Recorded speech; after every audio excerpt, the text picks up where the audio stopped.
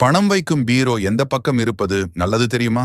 நம் வீட்டில் அறையில் ஒரு மூலையில் பீரோ, லாக்கர் போன்ற பணம் வைக்கும் பொருளை வைப்பது வாஸ்து சாஸ்திரம் மற்றும் ஆன்மீக தகவல் படி எங்கு வைக்கலாம் என்று பார்ப்போம்.